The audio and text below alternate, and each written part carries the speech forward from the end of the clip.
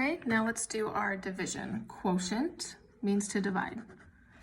So this time, when you have a variable with an exponent over a variable with an exponent, you are going to subtract our exponents.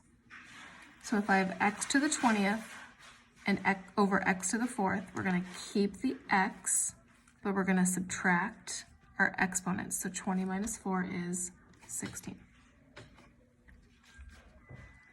X to the 45th over x to the 5th gives you, keep your x and subtract, and we get x to the 40th. Okay, these are side by side, but it's still the same concept. You can write it one on top of the other if you prefer. X to the 32nd over x to the 8th, keep the x and subtract 32 minus 8, and you get 24. X to the 54 divided by x to the 9th is x to the 45th. Now let me backtrack for a second and show you why this works for division. Okay, so we have x to the 20th over x to the 4th on this one here. All we are doing is finding a simpler way to solve this problem without having to multiply.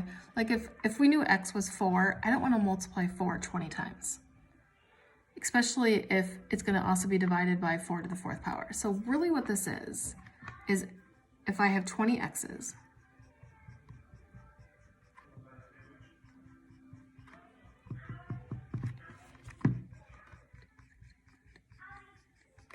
and it's all over 4 x's because x to the 4th. What we're doing is we are canceling out what they have in common and putting what's left. 1, 2, 3, 4, 5, 6, 7, 8, 9, 10, 11, 12, 13, 14, 15, 16. So by taking 20 minus 4 and getting 16, it's a simpler process than actually writing out all of the x's and canceling out what they have in common. So that's what we're doing in this section, is we're just taking this division problem and simplifying it. Okay, so if I have 20 x's over 4 x's and I cross out those 4 that they have in common, I'm left with 16 x's.